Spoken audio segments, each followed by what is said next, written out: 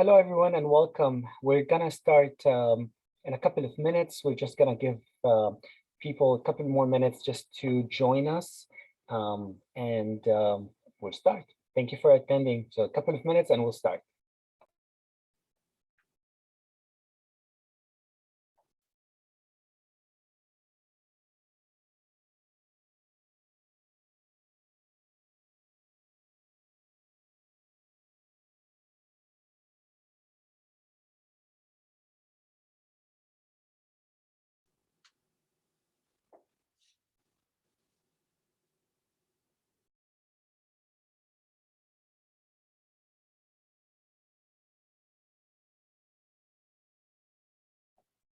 Okay.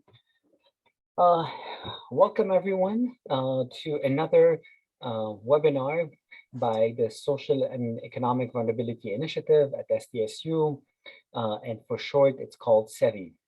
So first, let me give you a brief overview of what SEVI is. The Social and Economic Vulnerability Initiative is an initiative that is an interdisciplinary initiative that brings faculty from a different discipline, and all in order to research and understand the issues related to people who are experiencing homelessness. So in a way, it focuses on homelessness and housing because of the nature that exists between these two topics. But still, when we talk about the issue of homelessness, we talk more than just housing. We might talk about public health. We might talk about different elements that could impact housing, could impact people's falling into falling into homelessness or getting out of homelessness. So it covers a lot of different phases of people experiencing homelessness or homelessness in general. So SEVI is housed in the Center for Regional Sustainability at San Diego State University.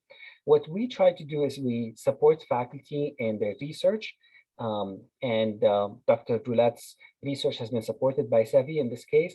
And then what we do is take the findings and then provide recommendations for these findings, and recommendation to policymakers in order to impact policies that exist out there, practices, any form of community basically changes that could be built on the policy recommendation that we have.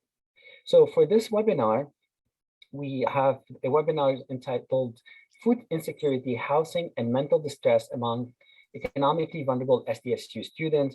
And for this presentation, we have Dr. Roulette, who is in the Department of Anthropology, who is gonna lead us on his finding and basically the journey that he took with his research. Dr. Roulette, the floor is yours.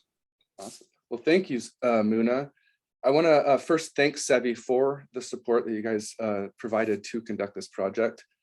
I also want to thank the Economic Crisis Response Team. So they collaborated with myself and my graduate student to recruit participants. And for those of you that aren't familiar, they're an organization on campus here that helps with students who are suffering from economic crises like food security or housing insecurity.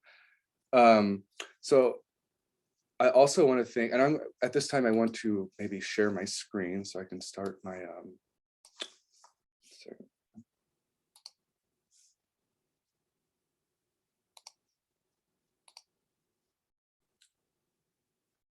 I have to allow Zoom. I'm sorry, everyone. Open system preferences. Okay, I wasn't aware. Maybe I should have troubleshot that before we started today. It's okay. At any point in time, also, Casey, please feel free to email it to us and we'll just play it on our side.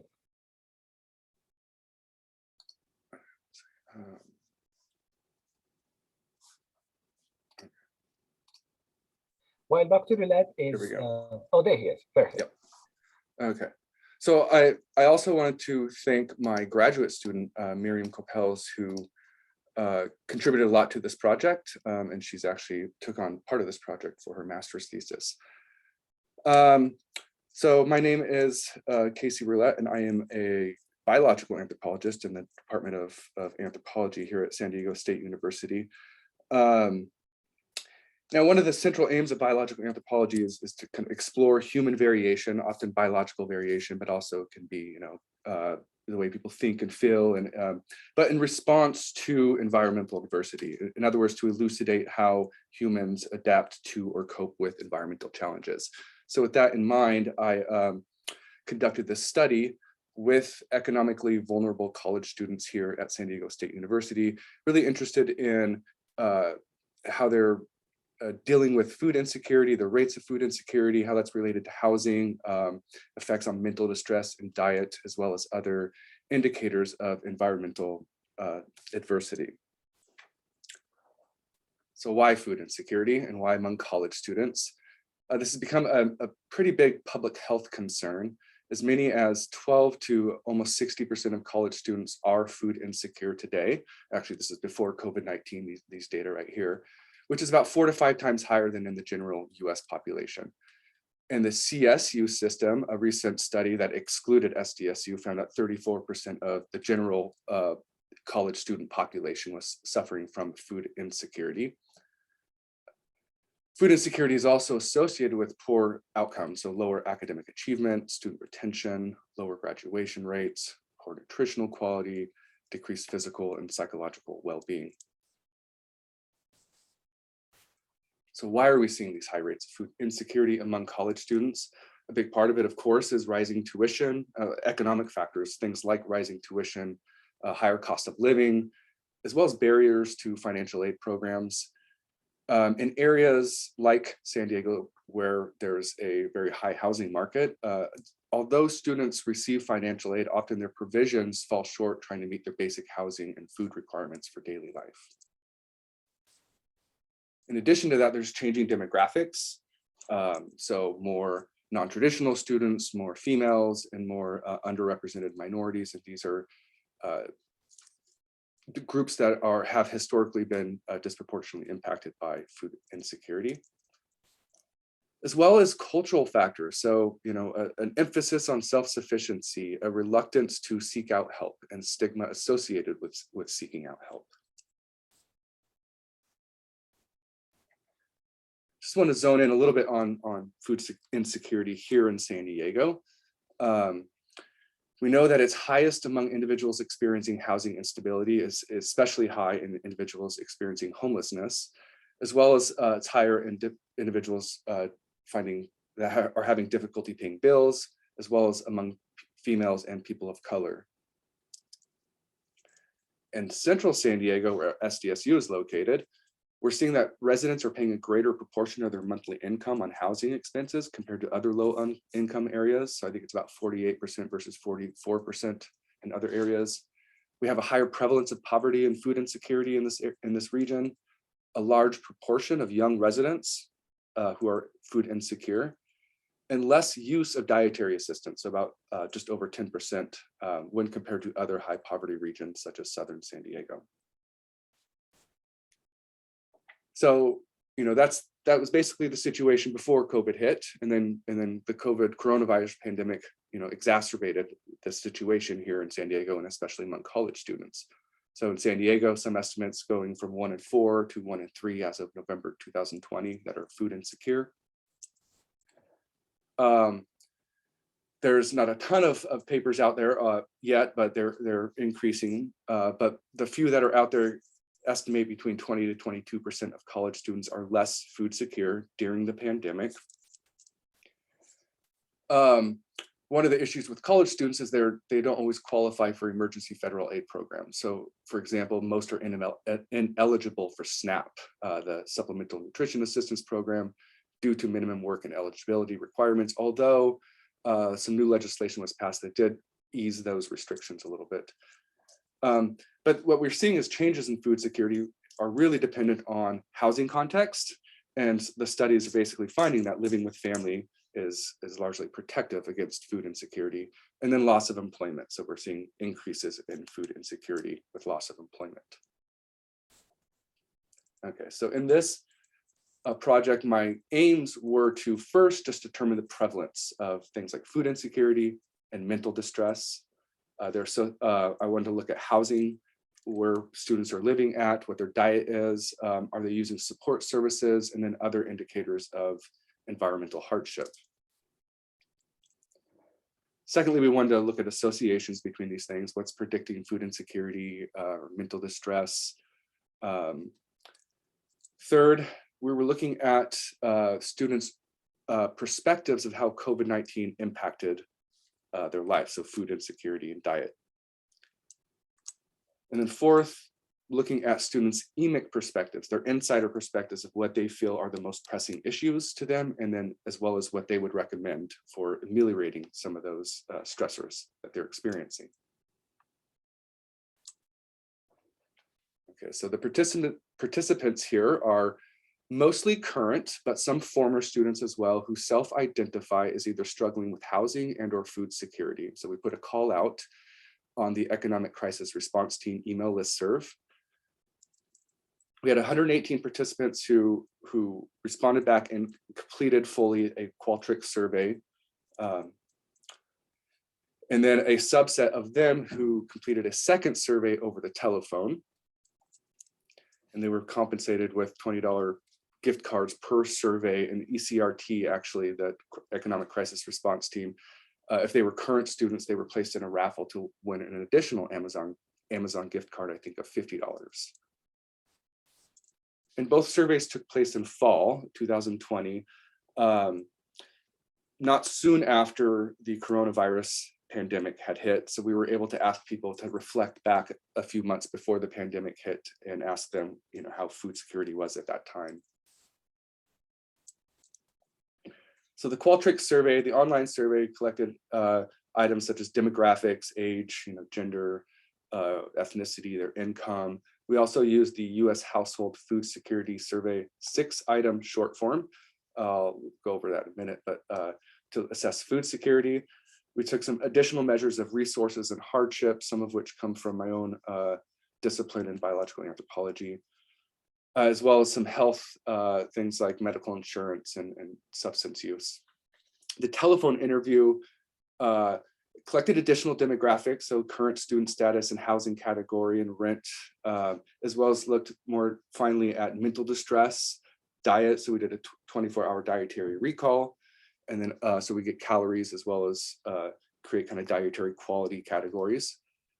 And then we looked at use of support services, so academic, housing, economic, or food support services. So I'm just going to kind of just go over what we found briefly, just in terms of the prevalence of these things and who's in the study. The average age, was 22, which is not surprising. These are college students. 69% of them were female. We had 2 participants, and these were two participants who identified as binary. Mostly what I'll be showing you is not gender preference, but we asked participants if they were what their sex was at birth and their gender preference. Most of it's going to be sex at birth, male and female. 30% were Asian Pacific Islander, just under a quarter were Hispanic or Latinx, and under 18% were white. You can see the rest of the ethnic breakdown here. And then most 90% were current students. So here's the housing categories, just showing you that almost half the sample was living in a shared apartment or house with roommates, and they were almost all of them having to pay rent to live in that shared apartment or house. The other majority were living with family, and so 41% were living with family, and just under half of them were paying rent, at least occasionally. We did have a participant who was homeless, but not very many of our participants were identified as being homeless. This individual was living in their car. You can see that a couple of people were living in campus housing and 3 were renting their own apartment. Income is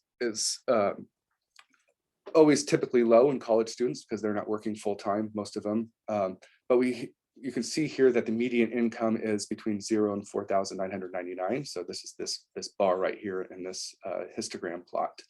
And over 80% of the participants were earning less than 15,000. So these are these first 3 bars. Low on income. Looking at food security, so this is a 6-item food security scale, and scores can range between 0 and 6. So you get a point or no points for each question. And there's 3 categories. You can either be food secure, so high or marginal food security. You can have low food security, or you can have very low food security. Now, for just the raw scores, the average score was just about 3.5, which is an average of low food security for the entire sample. But the breakdown is shown in this pie chart here, and we can see that 26% on the right in the blue were food secure. So they were feeling pretty comfortable in terms of dietary resources. Another 26% had low food security, and just under half had very low food security. The calories, mean number of calories was just under 1,700. Over 2/3, and this is basically an assessment of macro level assessment of nutrients, carbohydrates, and fats in the foods, ranked into 3 categories and then summed up. And so we can see that a quarter of participants had low food quality, and just under half again had moderate food quality. Mental distress. This was assessed using another survey, a Kessler-6 survey, and scores can range between 0 and 24. Again, there's 3 categories. You can have no mental distress or very low mental distress, moderately mentally distressed, or have serious mental distress. And just as the sample as a whole, the average was just under 10, or 9.6, which is an average of moderate mental distress. But we can see that over 90% of our participants in the pie chart here, this green plus the red, just under 90% of these participants were experiencing at least moderate mental distress, with over a quarter experiencing serious mental distress.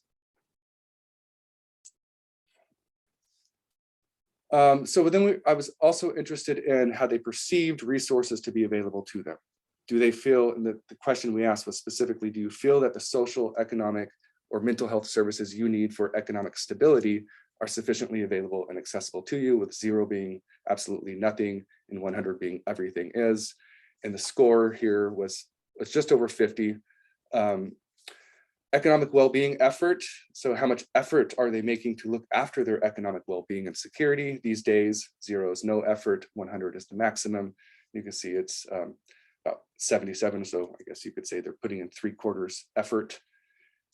Subjective longevity. This is actually better, maybe better titled threats to their longevity. So it measures the degree to which there might be extrinsic threats that will keep you living to age 75. So higher scores indicate more threats, less likely to live to age 75.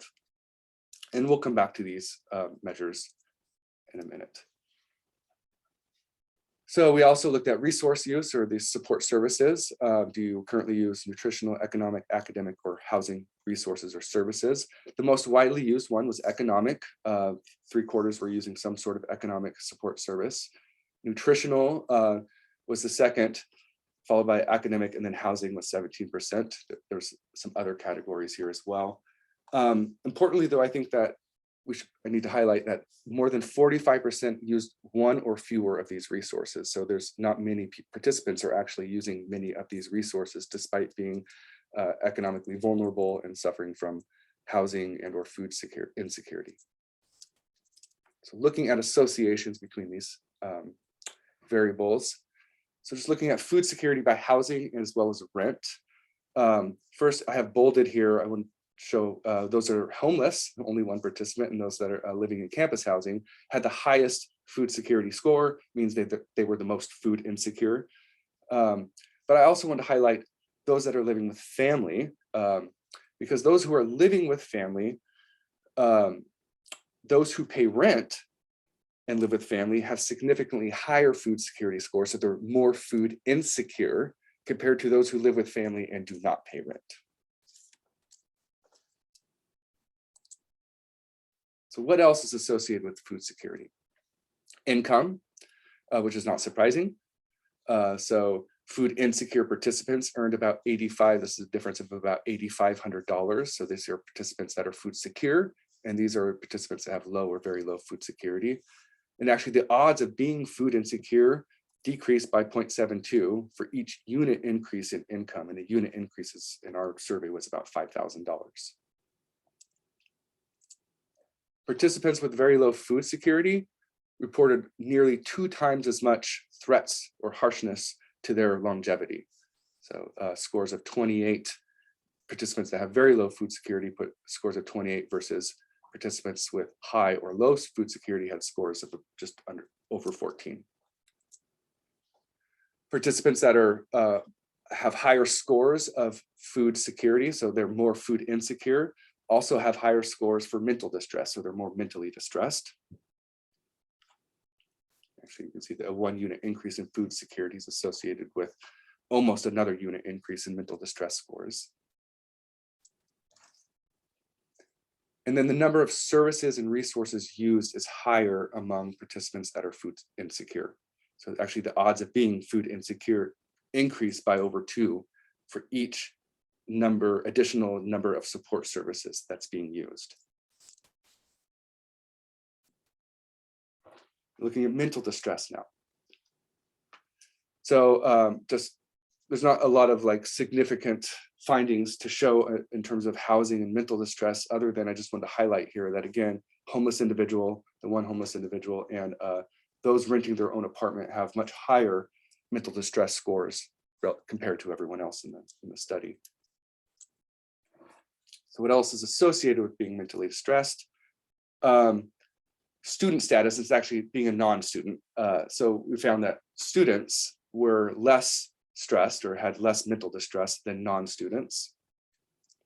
I already showed you food security is associated with mental distress. I'm not going to show that again. I'm going to go ahead to nutritional quality.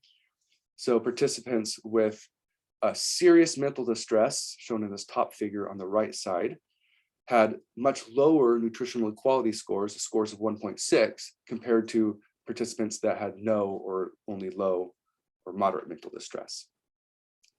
You can see the breakdown here among those that are have serious mental distress in this green slice on the right side of this pie chart. Only less than 8% have nutritional quality scores of 3. Compare that to those that are less mentally distressed. 37% of those participants have nutritional quality scores of 3. Participants that perceive that fewer resources to support their economic stability, if there's fewer of those resources, they're more mentally distressed. And the people that perceive more extrinsic threats to their longevity, less likely to live a very long time, they're also more mentally distressed. Okay, moving along to examining students' perspectives of the impact of how COVID-19 impacted some of this environmental adversity and food security and diet. So these are scores. I've shown you these numbers on the right already. These are during COVID, but asking them to reflect back before COVID and basically take that same survey, there was really no change in participants that had higher marginal food security. So it went from 23% to actually a slight increase during COVID to 26%. If you look at prior to COVID, 42% of our sample had low food security, but during COVID, only 26% had it. And then prior to COVID, 34% had very low food security, but now 48% during COVID have very low food security. So really what's going on here is 31% of these participants prior to COVID that had low food security now have very low food security because of COVID. 30% of the whole sample became less food secure. Actually, over half actually had no change in their food security scores, and just under 20% increased their food security. On average, though, scores dropped by about 16% from, or went up by about 16% from before COVID to during COVID. So they became about 16% less food secure during COVID.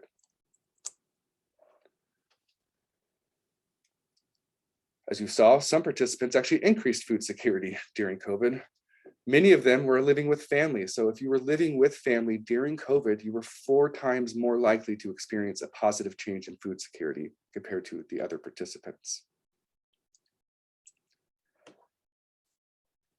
Now, looking at just those that live with family, if you're living with your family and paying rent, you actually became more food insecure than students who lived at home and were not paying rent. Although that difference didn't quite reach this significance, but it trended in that direction.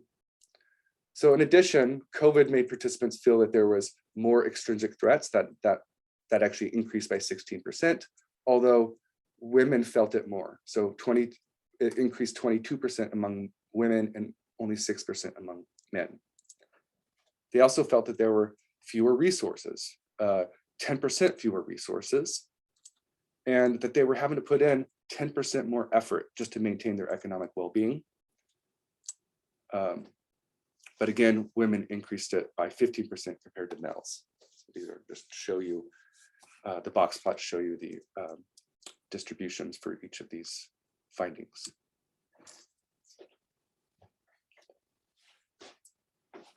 Nearly 40% of the sample reported that during COVID, their diet was being disrupted, either due to low finances, due to having negative emotions, or due to both. So here is finances only in the green, negative emotions only, and both.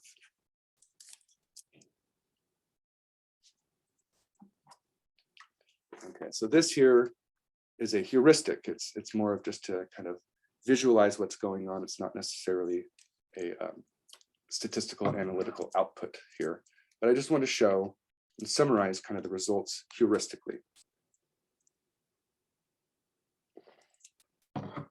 So we're finding in these participants that are economically vulnerable that housing and rent is associated with food security. That if you're living, especially if you're living with family and you're not paying rent, you are protected against food security.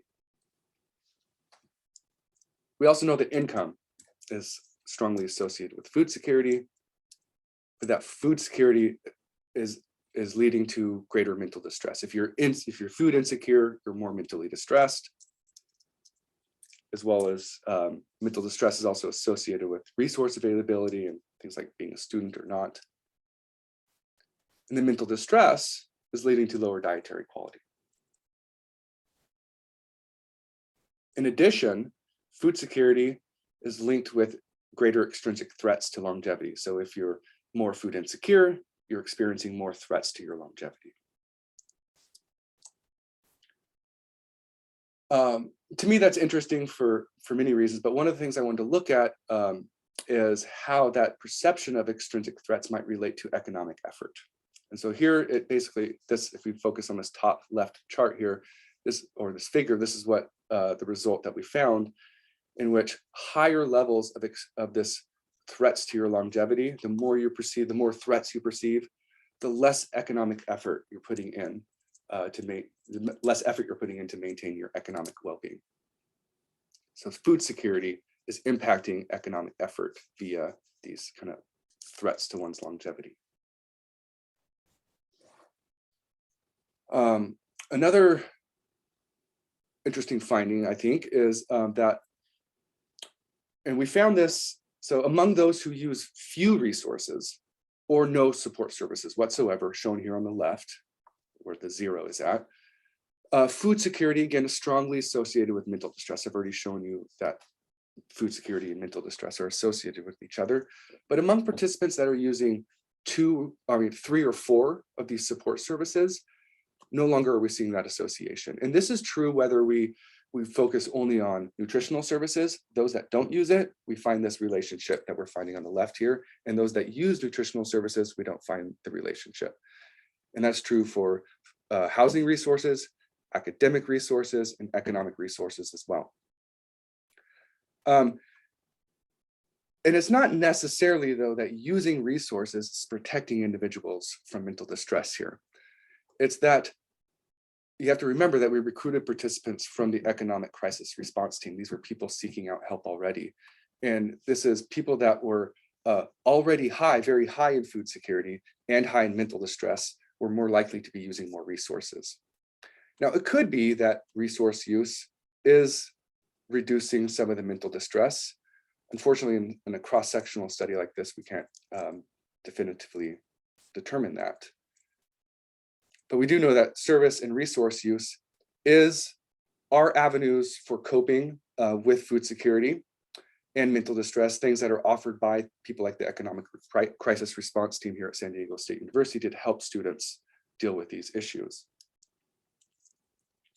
Okay, so now they're just looking, asking the participants themselves, what are these major issues that you're most concerned about? This is the table, and what these are the results of free lists. So we say, what's the most pressing issue to you? And they may list off one thing, or they may list off 5 things. And then we reverse rank those and divide by the total number of items that they mention. So the scores on the first score in the parentheses represents how high on that list that item was. Higher the number, or the closer to 1, the higher on the list. The second number represents how many participants said that item. So the number one concern is housing. Housing cost, housing availability, not affording rent, or not being able to find roommates to help with rent. The second most pressing concern was being able to afford school, as well as financial literacy. The third, I put a tie here because unable to get help, food insecurity, mental health all have very similar scores mentioned by 7 or 8 people each. Food security for them included things like not having enough to eat and balancing that need, the needs for your diet, with other needs and requirements like housing and tuition. Mental health was one of the major concerns, was they just can't get appointments at psychological services. And then finding help was just lacking navigational capital or institutional knowledge about how to access and find resources. Finally, jobs was the 6th major concern among the students, not having enough work hours at work. They also offered lots of recommendations. For the sake of time, I'm including some of the recommendations in the summary. And I have a few summary slides, so this isn't quite the end yet. But just summarizing food security among the sample of economically vulnerable college students.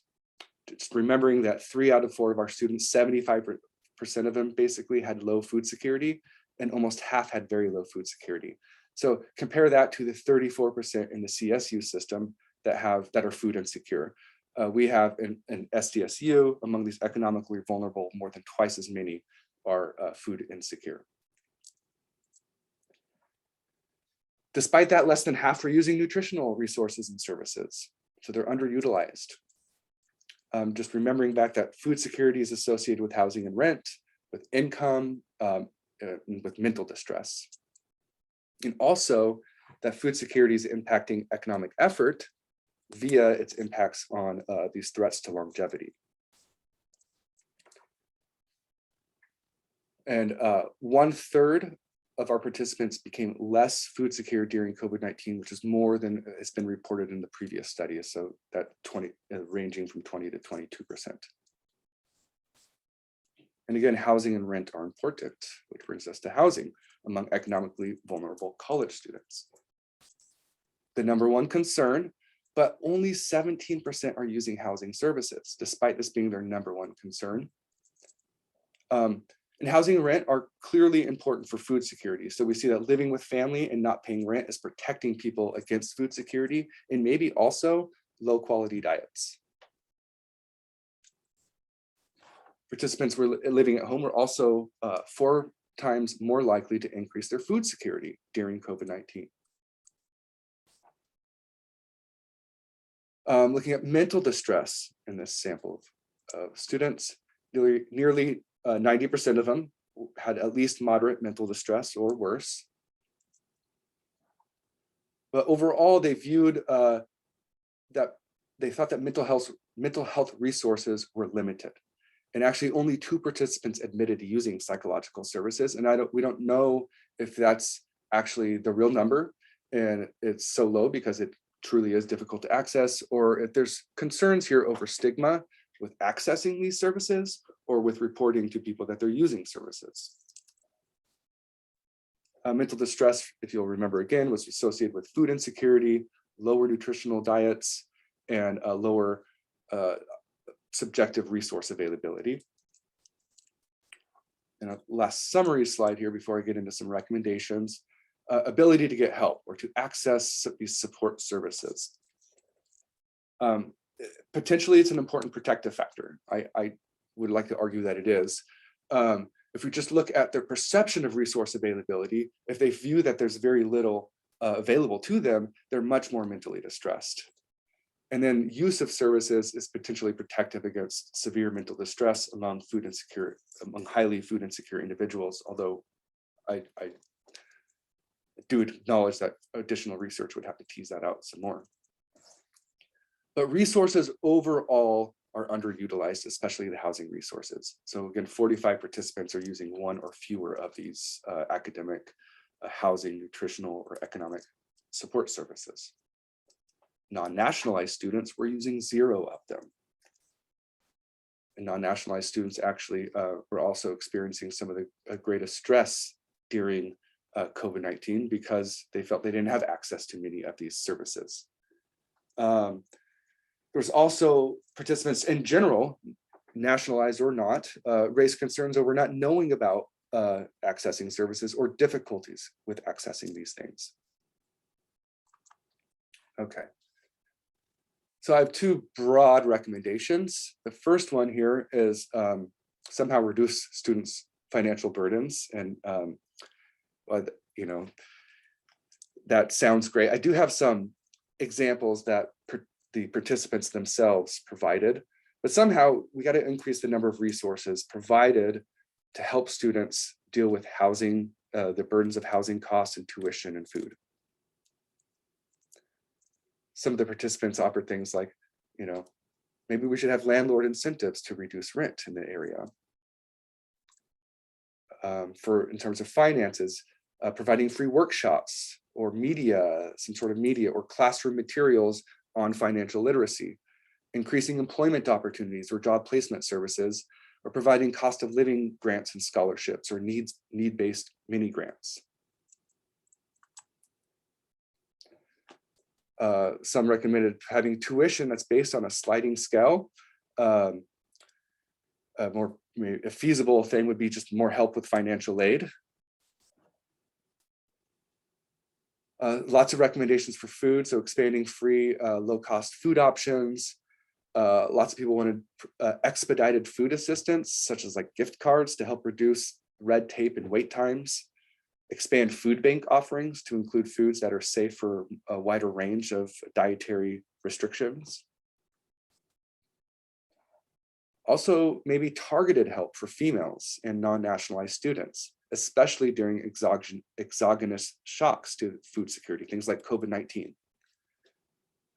Non-national students actually suggested placing food pantries in multiple locations because it's actually hard to get to campus for food services during when campus was shut down.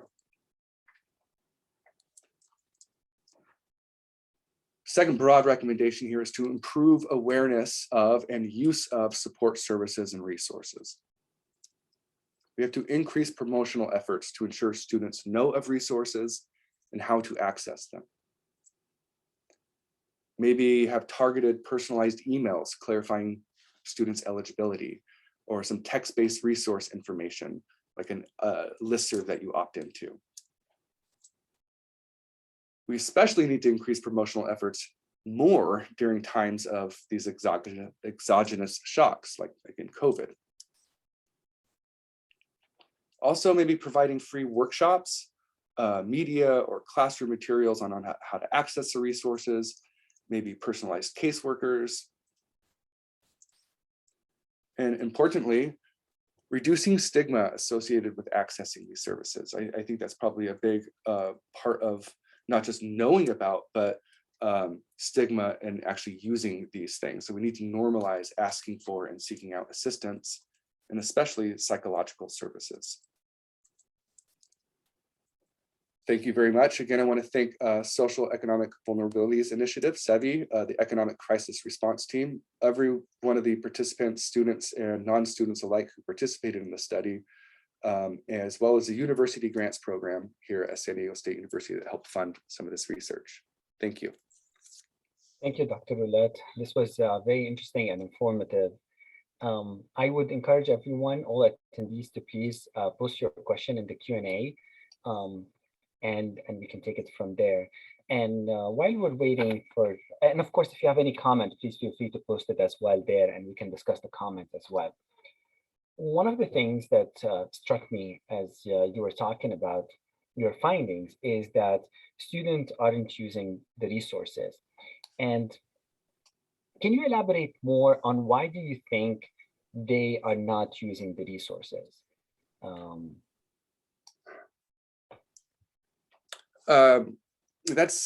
We're looking more into that in some of the qualitative data that we've collected.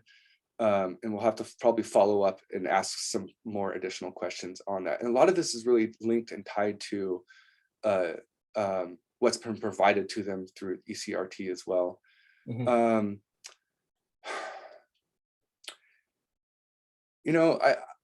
There's many reasons. I think there's constraints and just maybe they don't know about some of these things. Maybe it's difficult, more difficult than they would like it to be to access some of these things.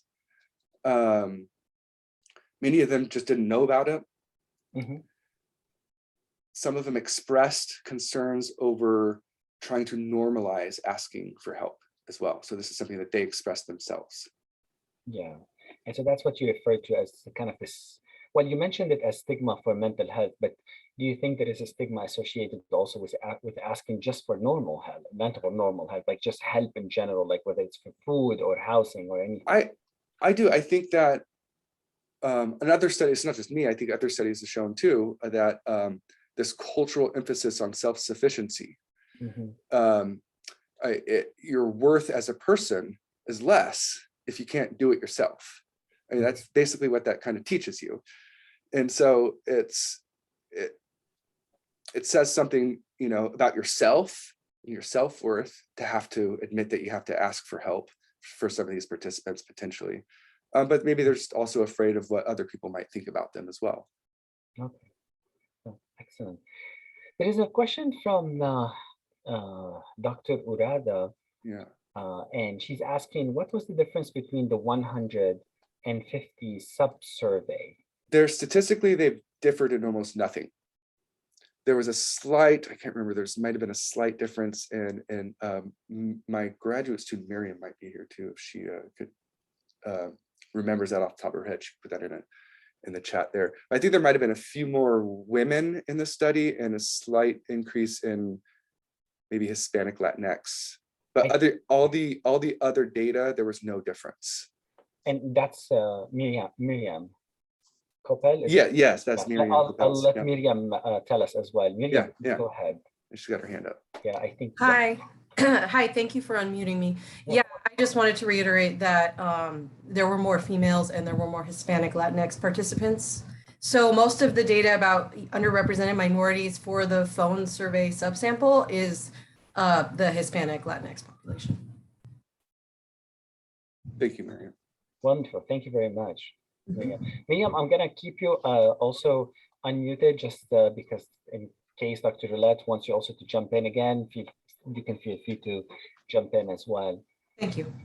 Dr. Roulette, another question that I kind of observed is there was one of your findings where food insecurity decreased just in one of your findings. And that's between before COVID and after COVID. And were you able to pinpoint why like the other two increased, but one of them decreased the food insecurity, which means like they were getting better compared to before? Because of COVID, yeah. And some of them were living at home. So okay. A lot of these, I can't say that all of them, that explains all of that, but yeah, we found that those that were living at home during COVID had a 4 times greater odds basically of having a positive change in food security. Yeah. And then can I add one thing to that? Really? Yes, please. Yes. Because I did all the qualitative interviews. one of the things that I found was very important with people living at home was that they talked about the emphasis on home cooking and home meals. And I saw that strongly correlated with an increase in nutritional quality during COVID because they were able to access those home meals. Oh, wonderful. And to speak even more on that, there's really, I think, two cohorts of people living at family here. You have people that live at home, and the resource security at home is great, and they don't have to pay rent. And the household food security is great, and their food and their nutritional scores are great.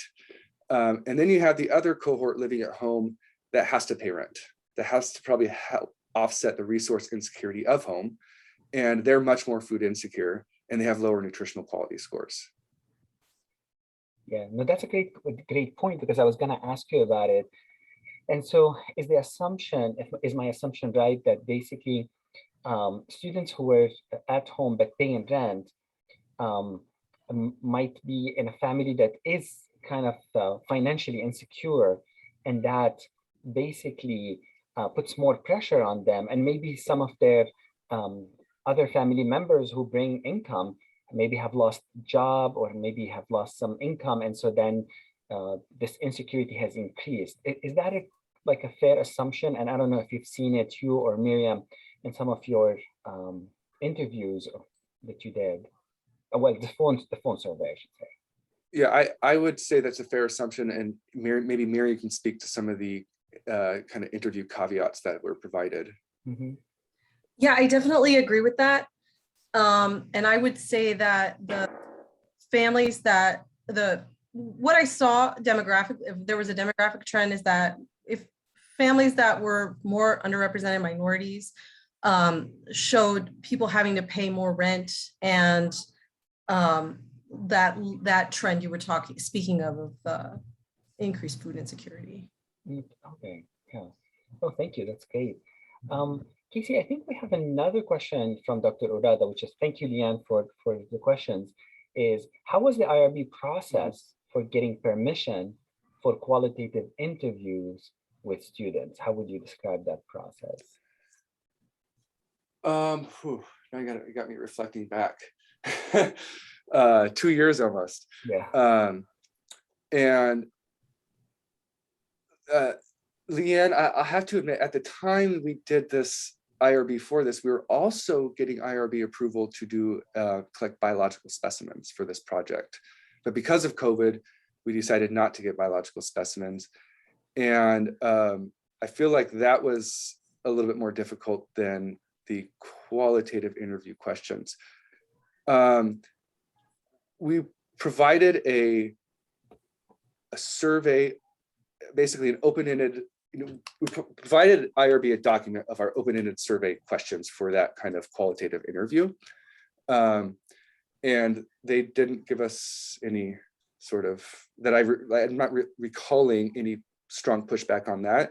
I'm calling more pushback on, a typo I had somewhere. Yeah, I mean, I've never had difficulty, I guess, getting permission to do qualitative interviews, although this is the first IRB doing it here at San Diego State University. Other institutions, because a lot of what I've done in the past is conduct qualitative interviews, as well as collect biological specimens, but kind of do this biocultural research projects and among hunter-gatherers in Africa and pastoralists in Africa. So I don't recall any difficulties in that process. Thank you. I think we have another question as well. Is from the finding, it seems that living with family insulates against food insecurity. Would you say that having access to a community and support system plays into the broader discussion of food insecurity and mental distress? Yes. Short answer is yes. And my mind goes in different ways because, again, of my own background in things like anthropology, and I was trained in working with as an academic, working with hunting and gathering populations, in which food security is community. I mean, it's the way you eat is through food sharing. Everything's shared. Nobody has their own personal belongings. You don't own things. Everything has to be shared, and your value or your morality as a person is often based on your willingness to share. And so, you know, just for 99% of human history, we've been hunters and gatherers, and probably doing things like food sharing in a community. And I think that mental health is closely tied to community and having social support services. Those that were living by themselves in an apartment, though, did not have that, were not that food insecure compared to the rest of the sample. They were all kind of food insecure, but compared to the rest of the sample, they weren't much more food insecure. And a lot of it, I think, is they were making more money because they could afford to pay, you know, the rent of and I haven't looked at that. I haven't looked at that specific number, so I can't tell you definitively, but my assumption would be is they're earning more money, and because they're earning more money, they're less financially burdened. Because they're less financially burdened, they have more expendable cash for more food. We have another question from Alma Vasquez, or kind of a comment, but it could be also a question. Alma was wondering if remote learning had an effect as well, so students didn't have to track down food on a consistent basis. So they had more consistent access to home cooked food and had access to food for those students living with family. And I think there is a little bit more detail. Yes, to just qualify to pay rent in San Diego must have a certain income threshold. Yeah, so if remote learning had an effect as well, so students do not have to track down food on a consistent basis. Yeah, I feel like, you know, clearly the non-national students suffered a lot because they couldn't move home, right? And so being here and having everything shut down and having everything still, campus was closed, but we still had classes, right? And so you could live at home, take your classes. So I think that probably played a large role here in terms of how COVID impacted this ecology of food insecurity that was going on at that time. Yeah. Is AJ Galka Gonyo wants to tell us something? Let's listen. AJ, please go ahead. You have to unmute yourself. I saw your hand was up. Oh, maybe that was Mistake. a mistake. Okay. Mistake. Okay, no worries. No worries. One of the things, and this would be our last question before we wrap it up.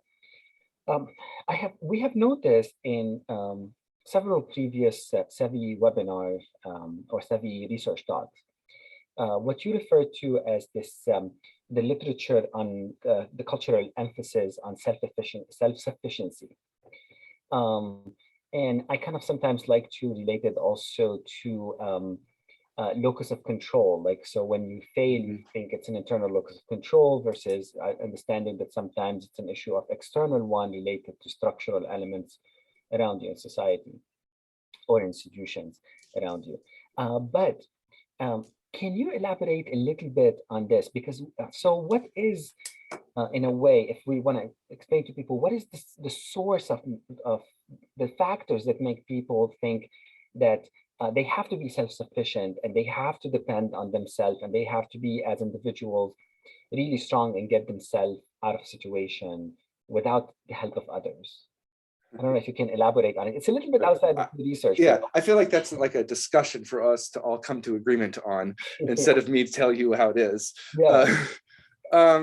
You know, things that come to mind are like the Horatio Alger stories, right? Like rags to riches all by yourself in one generation. And it's that myth, that those, you know, mythos of how to make it in America. This idea that if you come here and you work hard enough, and I think it's, you know, we have generations of migrants coming here, to get that opportunity to come here and work hard and make it. And I think if you look at the data, though, it takes several generations to actually make it, if that actually ever happens. Yeah. So the myth persists, and I don't know why. I'm sure there's some people that have vested interest in keeping the myth alive. I don't know. I wish I could give you a better answer to that, Luna. No, If that's somebody okay. else has ideas on that, I would love to Yeah. discuss it. No, that's a great answer, because I think myths and stories and become part of culture, and culture has a very powerful impact on the psyche of individuals. And so it's internalized as we grow up with, like you mentioned, like different stories that we hear, the different maybe media that we're exposed to, all of this that glorify individualism, and that individual could achieve anything on their own without the help sometimes of a larger community that could be part of it. Yeah, I mean, thinking back to these working in the Congo Basin with hunters and gatherers, they'll have no problems asking for help and resources. And that's how you get things. That's just part of the culture there. Our culture is in many ways very similar. We both value autonomy and individualism, but we value so much more self-sufficiency as opposed to kind of a community support system. That's a good point. Well, with this, I think we don't have any more questions, but would you like to say anything to end this presentation? Oh, I think we have, Alma said that from what I've seen from working with homeless clients, and even for myself, it is one, personal assessing your own needs and what you can get away with, and then have a certain quality of life might not seem like you are having it rough until you have hit rock bottom.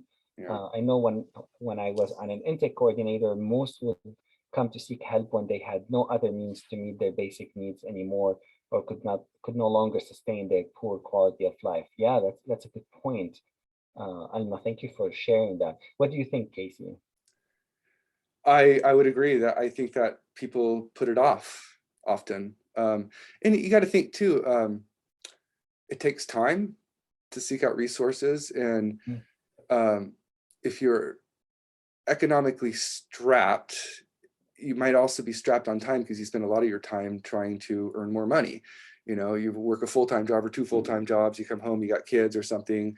And to take time out of these immediate needs to deal with something that may or may not, you don't know until you know.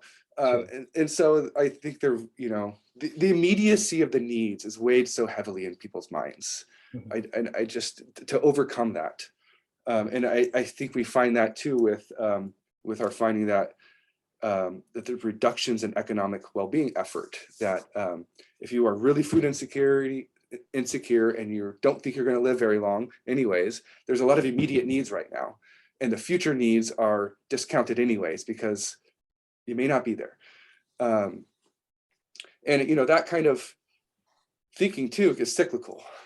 So if you're struggling because of terrible environmental circumstances, and then this is making you more future or less future oriented, right? And favoring current things as opposed to future things, it kind of perpetuates the conditions. True. On this note, Dr. Roulette, thank you so much for this wonderful presentation. I also want to thank your student, your master student, Miriam Copez, and wish you the best of luck with your master's program. I also want to thank Carmen Hernandez, our graduate assistant, who has been extremely helpful and in getting everything with these webinars up and running, and of course with Sevi. So thank you, everyone, and hopefully we'll see you next week with another Sevi Research Talk. Okay, Thank you. Have a safe week. Bye. Thank you, everyone.